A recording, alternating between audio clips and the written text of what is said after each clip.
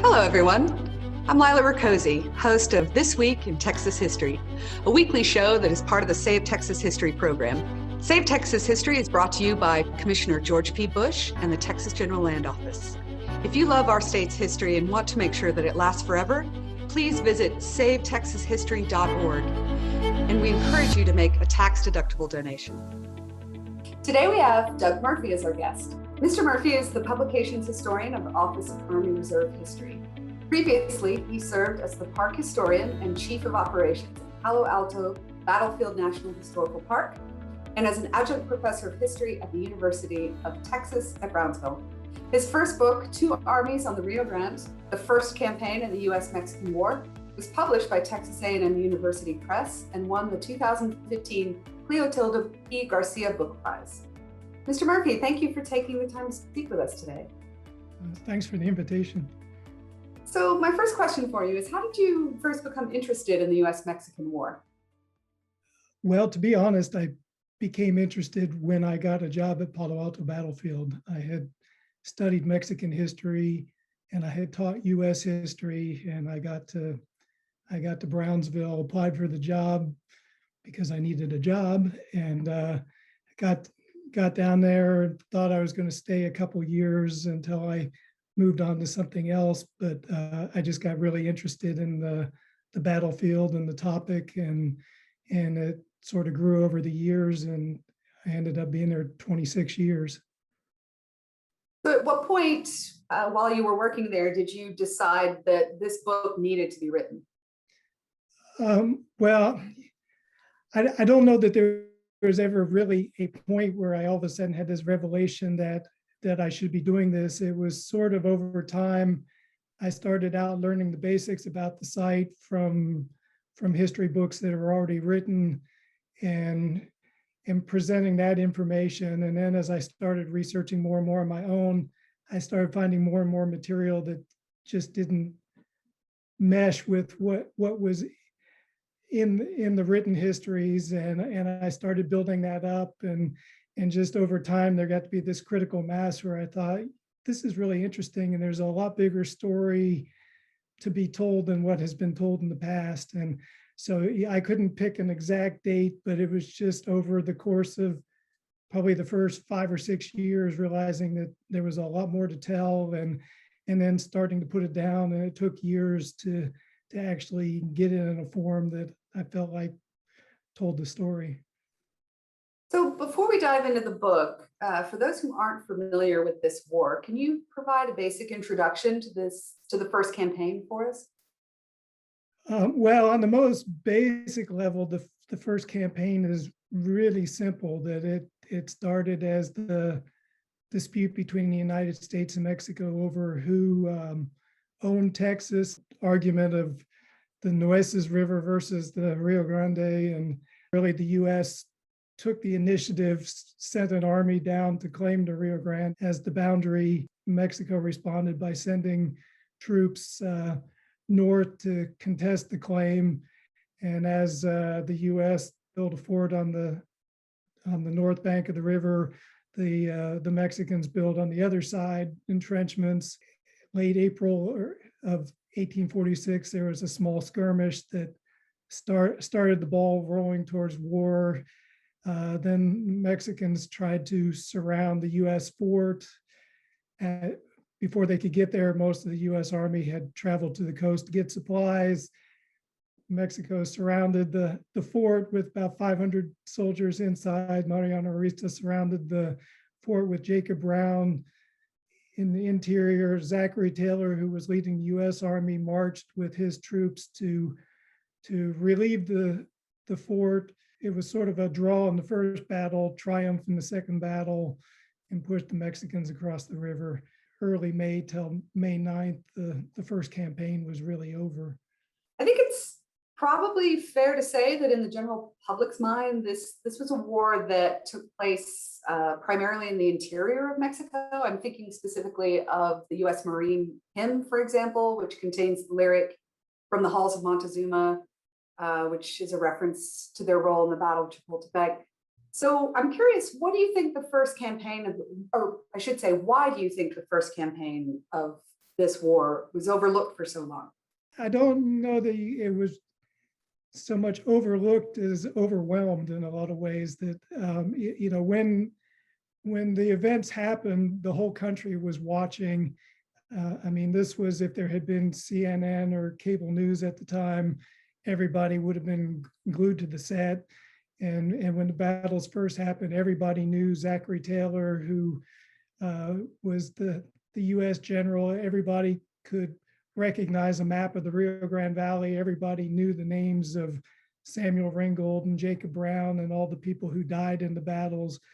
But I think the first thing that happened was that everyone got so excited about the battles and the idea that the war was going on, that they could enlist in it and go into Mexico, and, as the phrase was, see the elephant themselves and participate in it and make their own names. And once you have a lot of people volunteering, it becomes more important to them what they're doing. They don't care so much about what happened. And so it kind of gets pushed aside.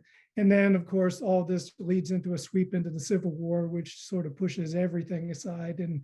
And as sort of the after effects of this war led to the Civil War, that were so many more casualties and so much more effect on the country that people just sort of pushed aside memory of what happened in Mexico. And in some ways, some people saw it as a punishment for what happened in Mexico. Other people saw it as just, we moved on.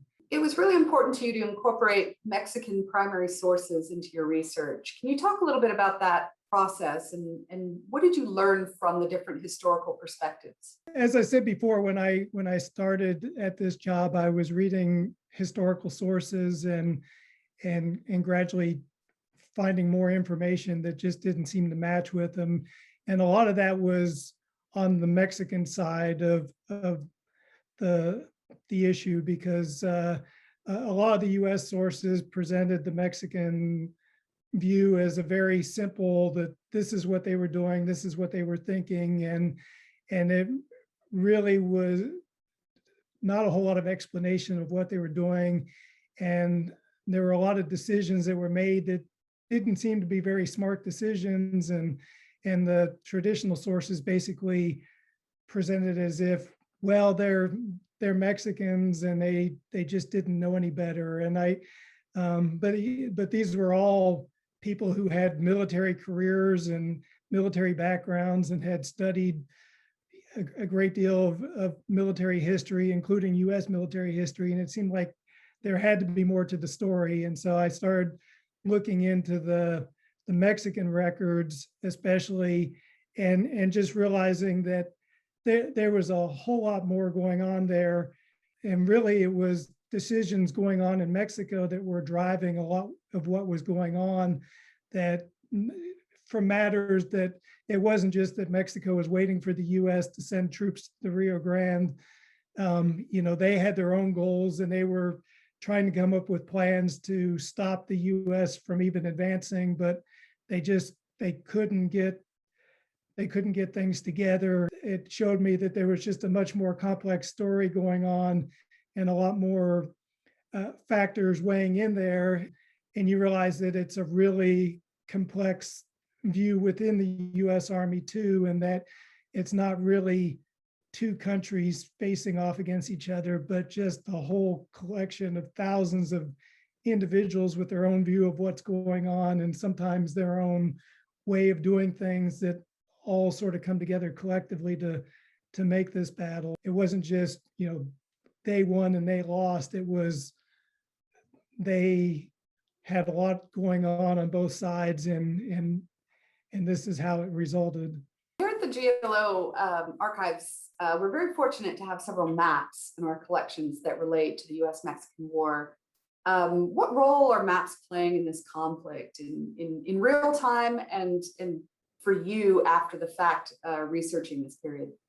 I think maps at the time were kind of like websites of today, that there were all kinds of maps out there, and you could find the map that would support the perspective that you wanted to have supported at the time. The US was producing maps that made clear that, they were right in any boundary dispute, and they were favored. The Mexicans had their own maps that showed that they were favored. At the same time, the maps are really helpful in understanding what's going on and in seeing where people went. And there's some maps that are very detailed of the area of the battle. I said earlier that people in the U.S., were keeping track of these battles. I mean, they were buying up these maps so they could see what was going on, because they didn't have the web to go to look at the area. So they would go to their newspapers or get a lithograph map of the theater of battle to find out where all that is. So it also gives you a sort of guideline to go by and helps inform what you're writing about. And then it just really illustrates the results of the battle too, and just the amount of area involved, and that this battle took place in a very small corner of what was a huge amount of territory that was under dispute. And it's easy to forget that when you're focusing on the battle, but you're talking about millions of hundreds of thousands of square miles of land that's in dispute. So in your book, you call the campaign a complex chess match, as important for political intrigues, economic factors, and personal animosities as for military action, and very much a shared creation, which I thought was some interesting wording, between the US and Mexican forces. Can you expand on that a little bit? Why was it important to you to approach this military campaign from all those different angles? Well, yeah, I mean, if you look at the campaign as a series of military battles, it's basically the US Army marches to the river, and then they sit around, build a fort for a long time, and then there's a couple days of battles that go badly for Mexico, and they're done. It's all essentially, the fighting is all over in a period of 2 or 3 days, and there's not much to it, and it's easy to say, oh well, that's not that big a deal, and it's much more impressive that they occupied Mexico City, or they captured Monterrey, or even marched all the way out to California. But a lot of what was really important about the campaign is the stuff that doesn't actually show up, that there were so many near misses, and there were places where there was almost a battle at the Arroyo Colorado, north of what's now Harlingen, which is where the Mexicans wanted to put up their defenses, but they got into this just enormous fight with the powers that be down in Mexico City, and were at the point of rebellion and refusing to obey orders because they felt the need to fight to the death on the Arroyo Colorado, and resisted until the very last minute when they received definitive orders to fall back, and just all the infighting within Mexico between the generals on the front and the leaders in Mexico City.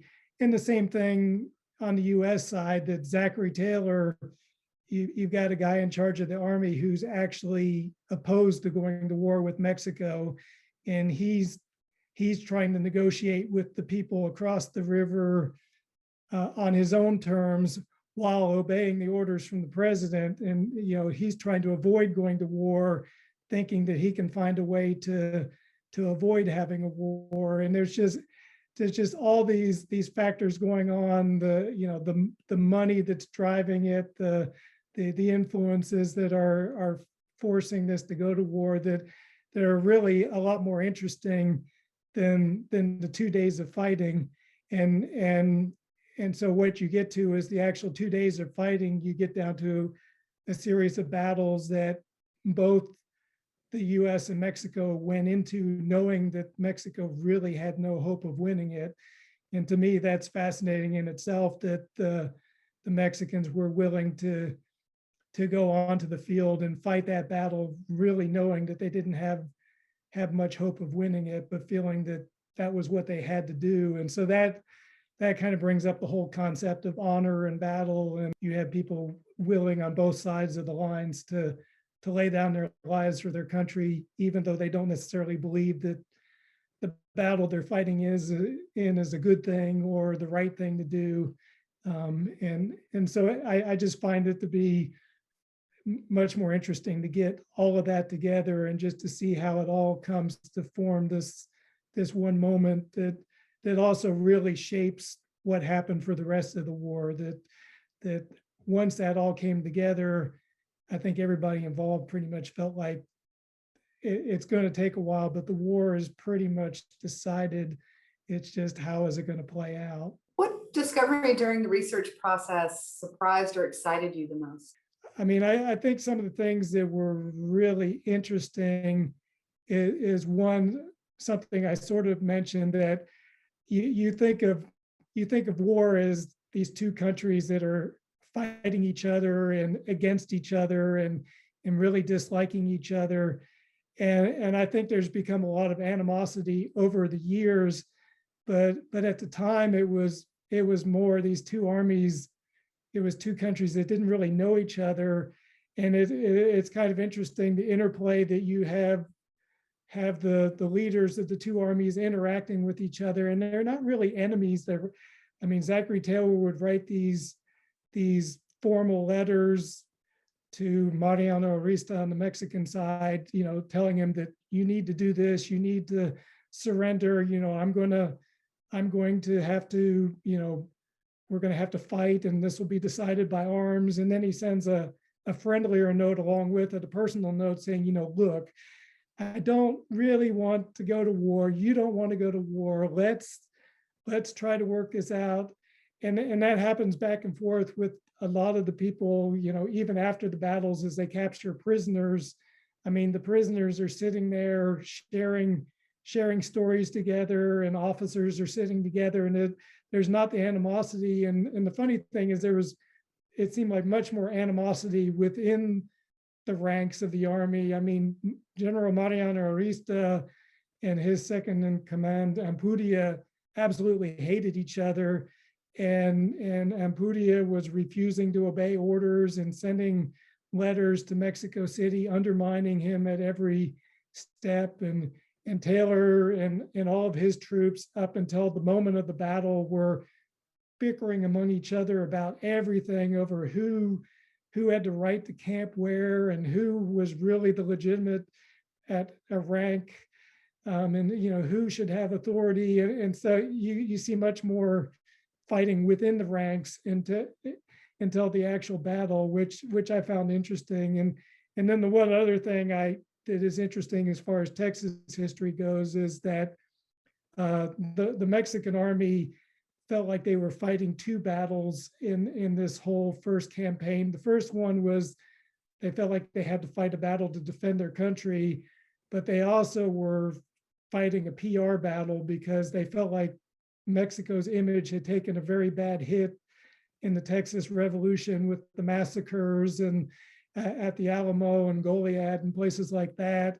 And they were very embarrassed at that whole image of them as killing people at random and being terrible, savage people. And Mariano Arista in particular, during the whole course of this first campaign, he's there to fight the war, but he's also fighting an image war, and he wants the United States and the world to understand that Mexico is not this barbaric country, and that they fight by rules of warfare, and that they're good to prisoners, and that they're not going to treat people badly.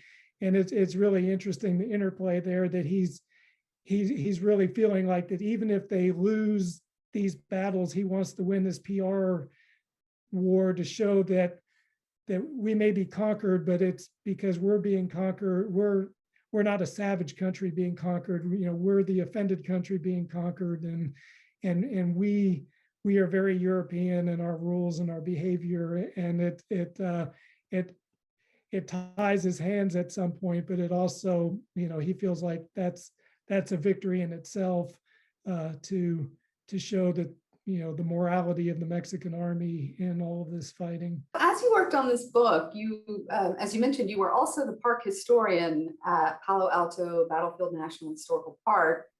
I'm just curious if your familiarity with the battlefield in its current form somehow played a role in how you interpreted the historical documents you were reading about the battle, or if the reverse happened and your research made you understand the battlefield in a different way. The battlefield informing the history, again, the site is a large flat plain in modern times, and there's not a whole lot there marking it to show what it looked like. So it's a little bit difficult to tell.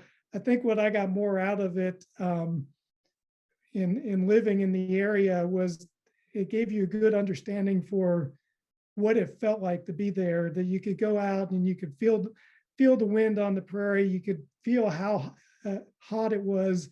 I mean, in the sources for the battle, I mean, people wrote that it was an excessively hot afternoon when the battle took place. Well, you know, if you're in Massachusetts or someplace, excessively hot means something different than when you're in Brownsville, excessively hot. And so to be able to go out there and feel just that muggy, oppressive sun and heat that you get that far south in Texas, it changed the way I looked at the battlefield. It seems like a static battle where they're just standing there, but there was a lot more going on. Well, this year marks the 175th anniversary of the beginning of the US-Mexican War and the first campaign that you wrote about. What do you hope the public will take away from your book, or more generally understand about this war? One of the important things to take away in modern times is, you know, the big discussion is always about issues on the border, and the border issue has been going on for 175 years plus now, and it's not a new thing, and it's not it's not going to end immediately. And anytime you have two countries together with a border between them, there's going to be issues.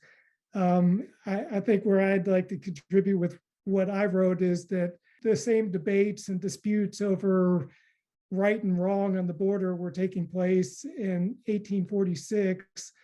And what I was trying to do was just give a full picture of what was going on and how people felt about it, and how decisions that occurred at the time affected what happened and what resulted from it. And I think a lot of that gets lost in modern times. You know, it's like the maps I was mentioning earlier. Everybody can find a fact or information to support what they do. And, you know, the words revisionist history have become sort of this dirty word of that you're trying to rewrite something to support some agenda. Really what I tried to end up with was to give a presentation of two armies full of people who were trying to do the best to serve their countries and to do the best they could in circumstances, and explain how they got there, and sort of honor soldiers of both sides, not condemn anybody. And hopefully people could look at that and get an appreciation and think, you know, these are real people, and it's, you know, it's not us and them, it's just people, you know, doing the best they can to serve their country, and, you know, do what they think is right or best, and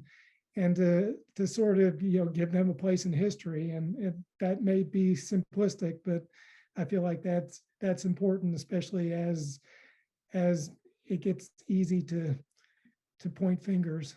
This has been wonderful. Thank you so much for speaking with us today. Well, thanks for the invite again.